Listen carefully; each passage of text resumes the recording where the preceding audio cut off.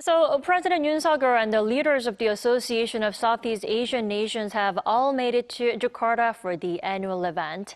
Let's talk more about this year's edition with Professor Hans Schattle this morning. Thanks for joining us. Hi, Dami. Thank you for having me. All right, as our Oh Soo-young just reported, the international community at the ASEAN-related meetings is expected to form a collective voice on, food security and the digital economy. But what other topics do you think will be, hot potatoes this year? Oh, I think there are plenty, Dami. One for sure will involve China, as China has been essentially redrawing the map of the South China Sea region and getting much more assertive, especially with some of its neighbors, in particular the Philippines. That will certainly come up here.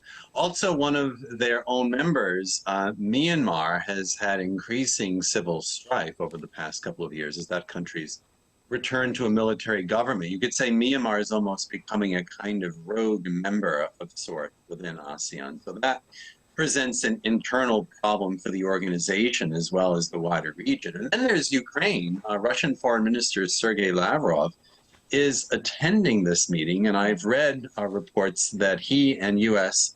Vice President Kamala Harris, who's also attending, that the two of them will be participants on a roundtable. I don't know if the details of that roundtable will be released or if it will somehow be made public, but I'd love to see what they're going to discuss and what some of their colleagues might be discussing about Ukraine. So again, some of these issues are bigger global problems, not just problems in the region, but the agenda here is quite significant and the issues are daunting.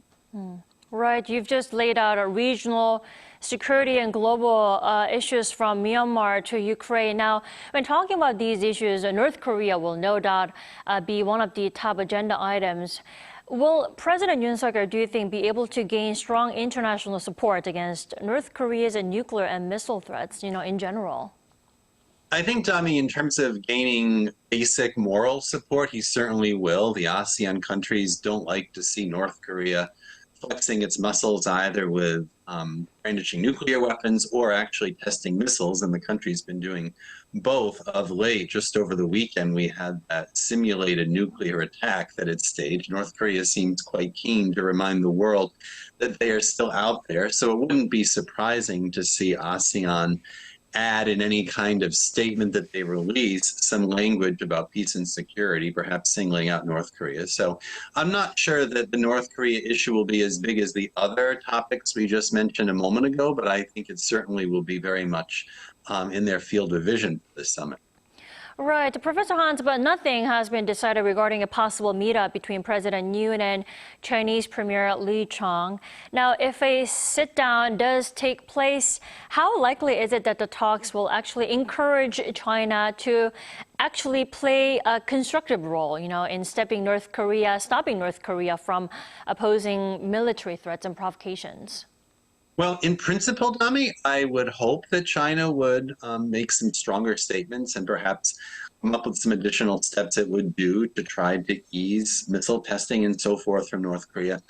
But at the same time, right now, China is none too pleased that South Korea, under the Yoon administration, has been moving more closely in the direction of the United States and more closely in the direction of Japan. We've seen all the summit diplomacy several times over the past year. And of course, this was one of President Yoon's campaign promises when he ran for office as well, that he would take Korea closer to, in a sense, the alliance of democracies globally. So right now, China, I think, feels a bit left out in the cold in some respects by the Korean government. It's a difficult balancing act, and I would think that China will make its sentiments in this regard fairly clear if the two of them meet, and perhaps remain somewhat non-committal as a result, but we shall see. Right, China is definitely walking on eggshells at the moment. Now, in addition to Chinese President Xi Jinping not attending the summit, U.S. President Joe Biden is also skipping this year's ASEAN-related meetings. Now, why do you think the reason is? Because there are reports questioning the importance of this annual event. Yeah, the leaders of ASEAN have made it very clear that they're not pleased to see Biden missing the summit. Their noses are out of joint, you could say. Yeah, the U.S. and the Biden administration in particular has made it very clear that they are not in any way downgrading or devaluing their involvement with ASEAN. And in fact, there has been a tremendous amount of summit diplomacy involving Southeast Asia with the U.S. over the years. I think perhaps their noses are out of joint, partly because I believe President Biden will be attending the G20 summit in just a few days in India. So they're thinking, why couldn't the president have come here sooner? Yet the president of the U.S. does have a lot on his plate. It's also possible here that with the 2024 reelection campaign coming up and with apparently with Biden's plans to put Kamala Harris on the ticket once again as vice president, and I think his age and his health and fitness for office and her suitability for the presidency will certainly be an issue. It may have been that President Biden thought this was an opportunity to give Kamala Harris some additional portfolio and a little bit of a higher profile going into the campaign. I have no idea if that was actually the driving reason, but I do think the president is looking for ways to boost the profile right now of his vice president. So it may have been domestic political considerations above all else behind the decision for Biden to send Harris. But again, we'd have to ask Biden directly what he was thinking here, and I'm sure he would restate his commitment to ASEAN in any case. Right, those are all pretty valid and possible speculations. Now, in the meantime, the Japanese Prime Minister Fumio Kishida has made it to Jakarta. Now, he is expected to once again convince the international community of the safety of its release of Fukushima wastewater. How do you think that will go, especially when persuading China? I think it will go not well if the two of them meet. China does not want Japanese seafood right now. The government doesn't want it. I don't think the people want it.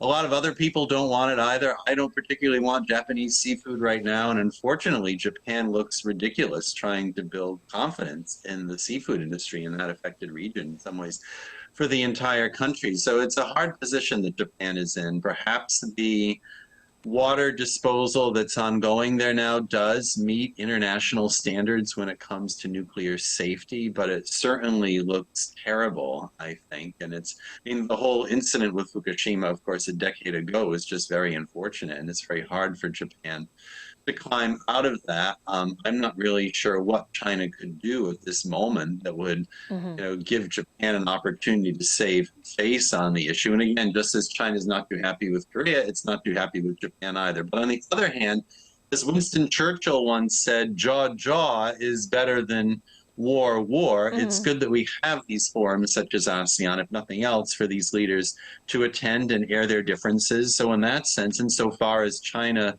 South Korea, and Japan are the +3 members of ASEAN, I think this summit has been a good opportunity for these leaders to get together, even if they just end up agreeing to disagree. Right. Thanks so much for your insight this morning, Professor Hans. You have a good one. Thank you for having me, Dami. Take care.